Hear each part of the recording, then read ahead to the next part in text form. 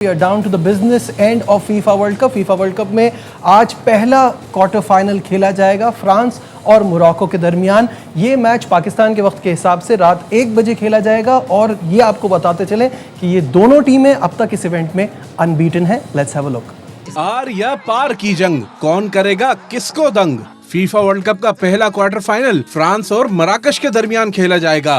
France की team खतरनाक, कप्तान एम्बापे हरीफ पर झपटते गोल करके ही दम लेते हैं।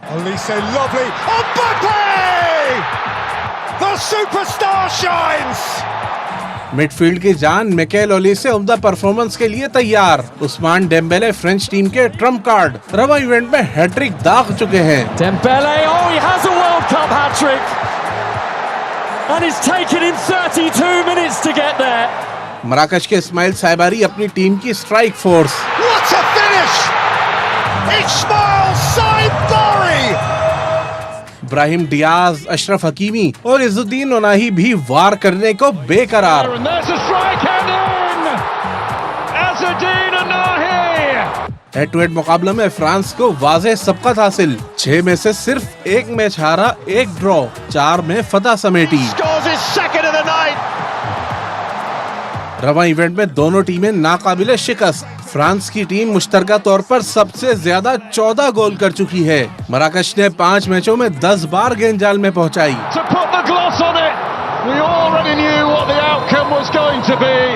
आधा तो शुमार फ्रांस को फेवरेट बता रहे हैं, लेकिन मराकशी टीम सरप्राइज करने की भरपूर सलाहियत रखती है। Saibari again! स्टूडियो में मेरे साथ मौजूद हैं आपके जाने पहचाने अली तैयब, फुटबॉल एनालिस्ट। अली, मुझे ये बताइएगा कि क्या मोरक्को वो पिछले सेमीफाइनल का बदला ले सकता है?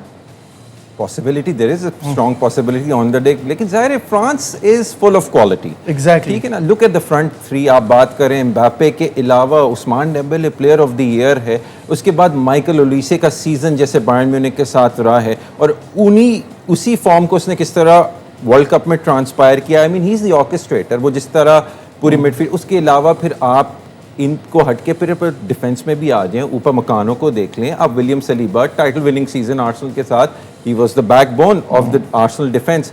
उसके पास पे मैनियन, मतलब फ्रांस का अच्छा चल रहा है। हम बार बार यही बात कर रहे हैं कि वो अनदर लेवल पे हैं और वो जिस तरह की फुटबॉल खेल रहे हैं, जहाँ अग्रेशन दिखाना होता है वहाँ अग्रेशन दिखाते हैं। लोगों को शायद पैराग्वे से 1-0 का जो वो जीत है वो लगा कि इतना ज़बरदस्त नहीं खेले, but that was more of a wrestling match. वहाँ पे उन्होंने ये समझा कि हमें रिजल्ट बेस्ड फुटबॉल खेलनी है। बिल्कुल, वो उनको फ्री फ्लोइंग उनकी फुटबॉल खेलनी थी, लेकिन यहाँ पे मोरक्को भी ओपनली खेलते हैं। आप अगर राइट फ्लैंक से अशरफ हकीमी को देखें, उसके मिडफील्ड में इब्राहिम डियाज को देखें, इब्राहिम साइबारी को देखें, लेफ्ट पे मजरावी को देखें।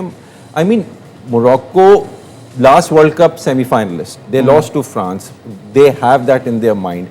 अपसेट कर सकते हैं। देखें, on the day any team can have a good day, any team can have a bad day. France के साथ ऐसा लगता नहीं, वो इतना टफ गेम पैराग्वे के साथ खेल के आ रहे हैं, विच शोज कि अगर चेंज ऑफ स्ट्रैटेजी है, कोई टीम उनको फुटबॉल खेलने से रोकती है, ज़्यादा फिजिकलिटी शो करती है, तो they have a different dimension to the game. वो इतनी फिजिकल स्ट्रेंथ है उनके प्लेयर्स के पास, चाहे एम्बापे हो, चाहे उस्मान डेम्बेले हो, चाहे बारकोला हो, डेज़री डुए हो, माइकल ओलिसे हो, रैबियो हो, कुंडे हो।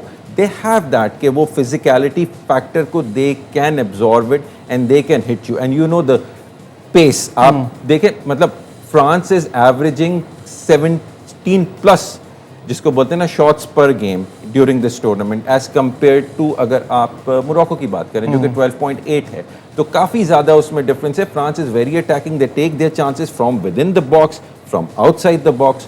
तो ये है कि ऑब्वियसली फ्रांस को ये मैच जो है, अगर नॉर्मल टाइम में देखें तो अराउंड मतलब 50 to 60% test a chance France would win. Draw की तरफ जाता है 30%, वेरी मिनिमल चांस जो एक्सपर्ट्स कह रहे हैं कि 10% जो। अभी आपने बात की ना, देखें उनके पास भी अशरफ हकीमी है, इब्राहिम डियाज है, उनके पास भी अच्छे प्लेयर्स हैं। तो ऐसा नहीं है कि उनको किसी चीज़ की कमी है, बट द प्रॉब्लम इज जब हम हिस्ट्री उठा के देखते हैं तो लास्ट 6 गेम्स जो इन दोनों टीमों के दरमियान हुए हैं, फ्रांस हारा नहीं है और पिछले 3 में कम से कम 2 गोल किए हैं। तो फ्रांस को एक अपर हैंड तो यहाँ पे है। और लास्ट गेम भी हमें पता है semifinal, last meeting, last World Cup 2022 का सेमीफाइनल था 3.5 साल पहले। सो यस, अगर एम्बापे रियल मैड्रिड में खेलता है तो इब्राहिम डियाज भी रियल मैड्रिड में खेलता है। ठीक है, बारकोला या Ousmane Dembele place for PSG, so does Achraf Hakimi. तो मैन टू मैन मतलब क्वालिटी है उसी स्टैंडर्ड की लीग्स में, उसी स्टैंडर्ड की club football they are playing. So obviously it is very difficult to pick, और they know about each other. देखिए जितने भी प्लेयर्स हैं, इवन जैसे हम इजिप्ट और अर्जेंटीना, इजिप्शियन प्लेयर्स भी जो है लाइक मो साला, one of you can argue he was one of the best players at one time. Yes. ठीक है, the way he played his football, इतने 9 साल लिवरपूल में रहे, तो ये सारे खिलाड़ी आजकल सारी टॉप लीग्स में खेलते हैं और इनको एक दूसरे के बारे में और पता मोरक्को के लिए हमें ये तो पता है कि जायंट किलर तो है। अभी हम बात करते हैं अर्जेंटीना, वो टीम अगर स्विट्ज़रलैंड को भी हरा देती है अर्जेंटीना, तो वो टीम हो जाएगी जो सेमीफाइनल में पहुंची वर्ल्ड कप की हिस्ट्री की तारीख में और किसी टॉप 10 टीम से खेले बगैर। तो अभी जिस तरह से मोरक्को का रन रहा है वो तो बड़ी टीमों को हराते हुए आ रहे हैं। आप देखें ना, अभी आपने शुरू में बोला कि Morocco has been unbeaten throughout this tournament, और अगर आप उनका पाथ भी देखें तो they have come across some teams. आप फ्रांस का भी पाथ देख लें, फ्रांस भी फाइट करता वही आ रहा है। Senegal is no spring chicken, उसने बेल्जियम को कितनी मुश्किल से बेल्जियम जाके एंड में जीते, ठीक है, उसके खिलाफ 3 गोल स्कोर करना। दे फॉट अगेंस्ट नॉर्वे, ठीक है, नॉर्वे ने अपनी सेकंड स्ट्रिंग टीम खिलाई, लेकिन नॉर्वे भी कैसी है, वो भी क्वार्टर फाइनल में है। तो हर टीम को टॉप टीमें मिली हैं except for Argentina, which is a different debate. उस पर हम आते हैं। थोड़ा सा इनका ये road to the quarter final एक नज़र डालते हैं। पहले फ्रांस का देखते हैं, किस तरह से फ्रांस किस टीम के खिलाफ क्या परफॉर्मेंस देकर यहाँ तक पहुँचा है।